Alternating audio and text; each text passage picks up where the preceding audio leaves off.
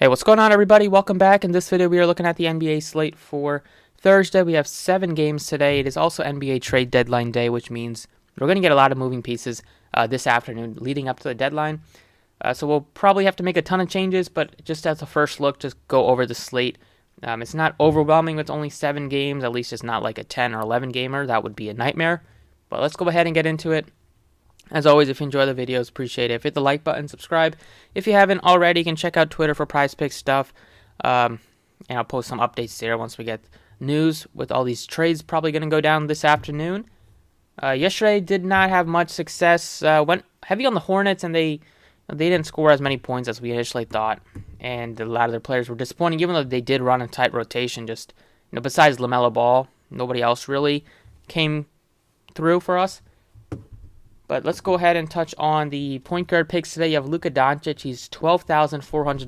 Porzingis is still out for this one. So you'll get Luka just getting his sky-high usage rate. He's been playing a lot better recently, especially just racking up the assists and just playing a lot of minutes in close games. It was a big blowout against the Pistons, so he didn't have to play much in the fourth. Still almost put up 70 fantasy points again, put up 66. He's a great play against the Clippers at home.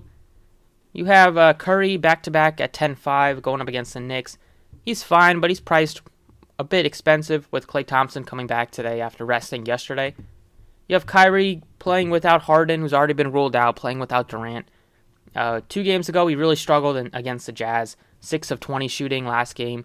He played 41 minutes, played well with 60 fantasy points.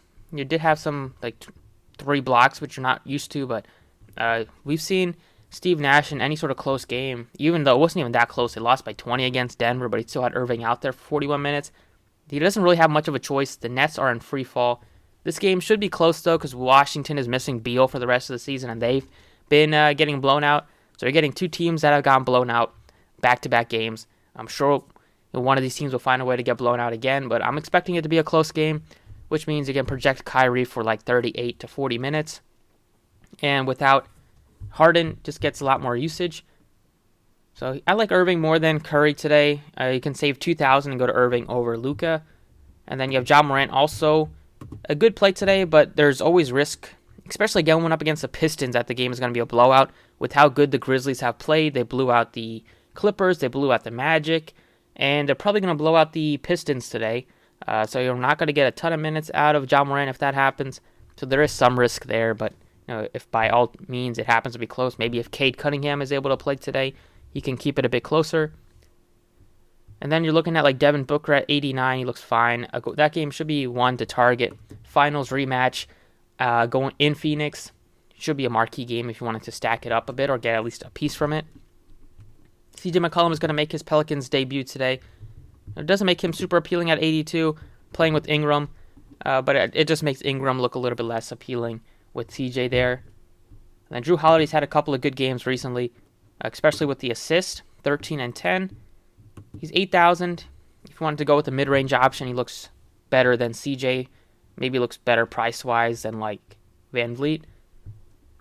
You have 7K Scotty Barnes. That is a fade for me. I don't know if KD will play or not. Even if he does play, he's not super appealing at 78 with Jeremy Grant there. You have Kyle Lowry at a good price tag, 67. RJ Barrett is doubtful, so you'll probably see, hopefully, I want to see Cam Reddish jump into the starting lineup, but knowing Tibbs, you'll probably start Quinn Grimes if he's able to play, or he'll probably start Alec Burks. But not going to have RJ Barrett is pretty big for the Knicks, especially if they make some moves at the deadline, because they're probably in a position to maybe trade some of these guys, maybe trade Kemba if they can find somebody to wanting to take his contract. Not that it's terrible, or they could be looking to trade Burks if they can get some sort of draft picks or something, because the Knicks are not really, or they might be looking to get better. I don't know, but Knicks need to make some changes at the deadline, so today's the day to do that. And then right at 6K, you have both Kevin Porter Jr. and you have Spencer Dinwiddie. Dinwiddie's been super frustrating the last couple of games. Blowout against Miami, blowout against Phoenix. Both games he shot terribly, shooting the ball so bad this year. It's always tempting to go to Dinwiddie without Beal, just looking at the rates. They are super massive for him. I definitely like Dinwiddie still, but I guess you can go Kevin Porter Jr. if you're looking for a safer option. A guy that, I don't even know if he is a safer option because there's a risk that he gets sick at halftime and doesn't come back for the second half like he did against the Spurs. But he's been pretty consistent recently, at least in games that he has finished, playing like 34 to 36 minutes, especially if Eric Gordon continues to miss with a heel injury. Kevin Porter Jr. is going to benefit with some more usage there. So I'll put Kevin Porter Jr. at the point guard position. I'll be able to put in Kyrie at shooting guard just to free up the guard spot. Other picks besides Kevin Porter and Dinwiddie that look appealing in the 6K range, going a bit cheaper in the 5K and 4K range here. You have maybe DeAnthony Melton looks okay as a value pick, but not too much else. Maybe you can look to Kemba right at 39. He's super cheap without RJ Barrett, who's doubtful. He might have a good game, but he's been so bad recently. It's tough to trust him. At shooting guard, I like Kyrie as a pay up at 10-4. Ingram's not super appealing with CJ there now, and then Booker, he's appealing, but 89 going up against Milwaukee, who is a good defensive team, but their games tend to be high scoring because they play at a fast pace. Going further down, I'm not interested really in Powell or Anunoby at his price or Brunson at 67. I would take a shot on Desmond Bane. Also, some risk that he doesn't play a ton of minutes if the game isn't close, but expect him to have a good shooting game soon. He struggled recently, under 25% in all 3 games. Typically, he's going to be shooting in the mid-40s. He's shooting 46% from the floor, 41% from distance, and he's a guy that can also get you some defensive stats. So the price tag has kind of come down on him. I wouldn't be shocked if he has a good game tonight. Evan Fournier will probably get a lot more shots off without RJ Barrett today. He's been shooting the ball well. He's been one of the few Knicks that has been shooting the ball well, shooting over 50% from just the floor the last 10 days, last 5 games, and shooting almost 50% from distance. So he's fine if you wanted to take a shot with him at 59. Reggie Bullock looks okay, but doesn't look as appealing with Maxi Kleber back. Less minutes for him. And then in the value range here, you have Aaron Holiday starting in place of Bradley Beal, but he's had a good game last time out, but still not going to be looking at over 30 minutes most likely because they still have Raul Neto there. They have Corey Kispert. They still have a fair share of guys that will get some playing time. Then you have KCP also been struggling recently. If he does play well, he'll probably get over 30 minutes just because he's good defensively. But you're probably just taking a shot on some of those guys. Maybe Quickly looks the best out of that group just because you're looking at more minutes for him without RJ Barrett. He's also struggled this year shooting the ball, just like last year, except for his free throws have been good, but everything else has been struggle. And that's basically it at the value range. Small forward, top end, you have Jimmy Butler, Brandon Ingram. I like Butler more than Ingram today. 7K range, you have Middleton and Kuzma. Middleton's been not the best fantasy-wise just because you've seen great games from Bobby Portis the last couple. You've seen great games from Giannis and from Drew Holiday. There's just so many points to go around for that 4. So you see Middleton take a bit of a cut. Definitely the price tag is appealing at 76, but then you also have Kyle Kuzma, who also hasn't played a lot of minutes recently because they've both been blowouts. But this one, going up against the Brooklyn Nets, they are awful defensively. That's not going to get any better today. So I'm going to take a shot on Kuzma. He has shown 50-point upside, shown 55, even 60-point upside this year. And it's a big difference going up against Miami and going up against Phoenix to going up against Brooklyn. Expect Kyle Kuzma to benefit, especially if the other guys on his team still struggle to shoot the ball. Kuzma has shot the ball decent in some of these games. If it gets hot shooting, by all means, I think he'll be looking to fire like 20 times. In the value range, maybe you can look to Desmond Bane. I like him similar to like Wiggins. I probably like Bane more than Wiggins now that Clay's back today. 4K and 5K range. Not much in the 5K range that looks super appealing besides like Fournier. 4K range, you can take a shot on like Kyle Anderson.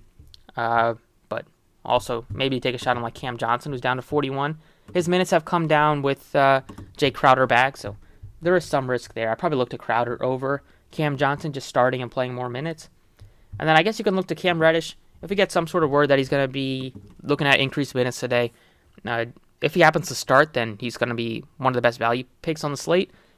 But there's a chance that he's just going to have to play decent minutes today because if they make some trades, if they trade like Burks or somebody like that, or if they're not, because they still have some questionable tags on, like Quentin Grimes is questionable, Mitchell Robinson is questionable. If those guys happen to miss, they just don't have enough bodies that Cam Reddish will have to play some. So keep an eye on the Knicks. They're going to be a team that will probably make a couple of moves today.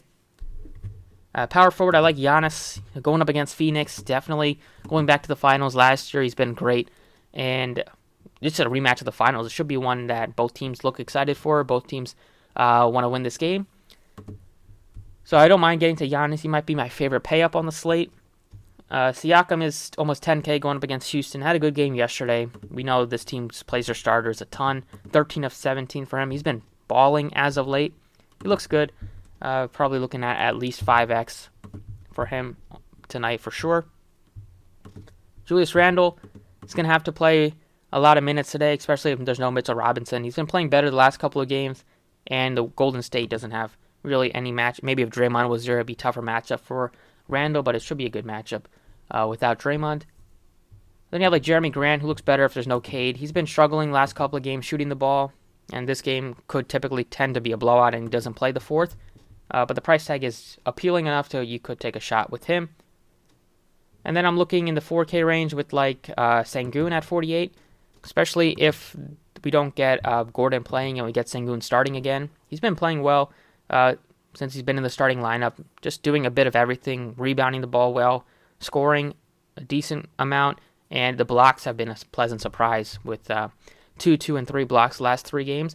You're not going to get like over 30 minutes for him typically with Christian Wood there, but anything over like 27, you'll probably be getting a guy hitting value just because he's over a fantasy point per minute on the season.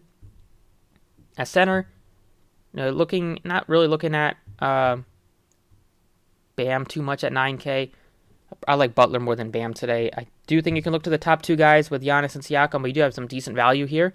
6K range, Bobby Portis been playing his best basketball of the season the last couple of weeks. He's shooting 60% from the floor, shooting over 56% from distance, doing everything, rebounding the ball. And in a close game, which this one should be close, you can be looking at 33 to 35 minutes out of Bobby Portis. I'll go ahead and put him in at center.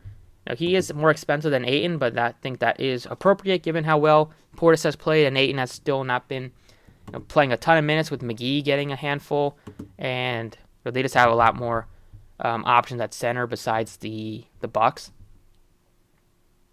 And last but not least here, we have about $7,300 left. Actually, we have like a little under $5,000 left per position. Assuming he's not traded, I think Burks will be in the starting lineup. You can probably play him at the forward just to free up your guard spot for like a point guard.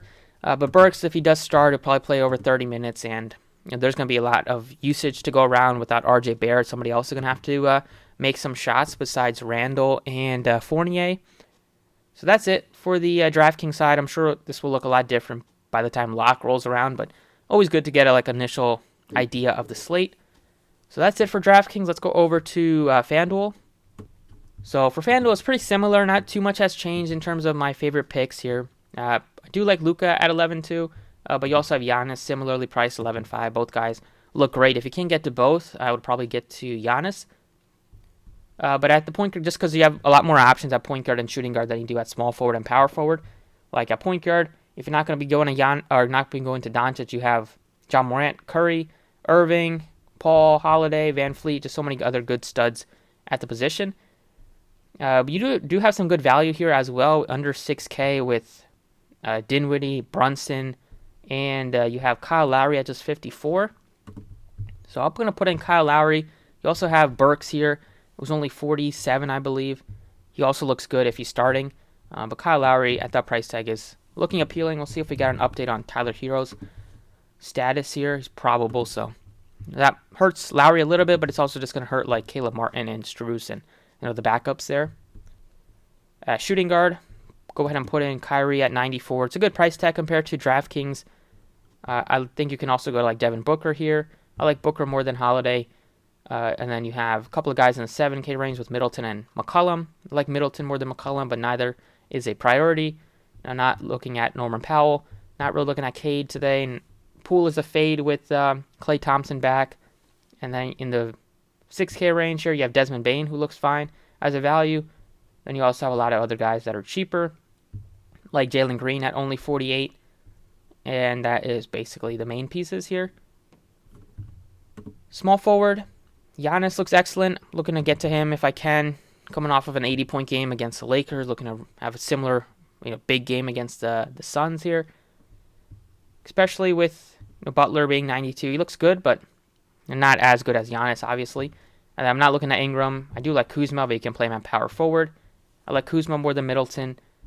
And then the value range here, not a couple of guys in the 6K range would be like Kevin Porter potentially, or you can go down to like Desmond Bane. 5K range, you have Jayshawn Tate. If there's no Eric Gordon, he looks better. And 4K range, don't have much that looks that appealing. And if you need to go to a value pick, you can look at Corey Kispert, or you can look to $3,500 Cam Reddish. And then some reason Bertans hasn't even been in the rotation, except he maybe got a couple minutes. He's just been like playing garbage time, which is crazy for how much money they gave him. The fact that he can't even crack the rotation without Bradley Beal.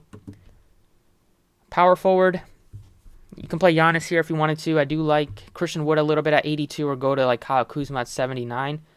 But Portis looks great at 65. You can play him at center if you wanted to. You also have a couple of guys in the 5K range with Jeremy Grant is only 52. He looks good. And Sengun is 51. He looks great also if he starts. And in that 4K range, you can look to like Montrezl Harrell.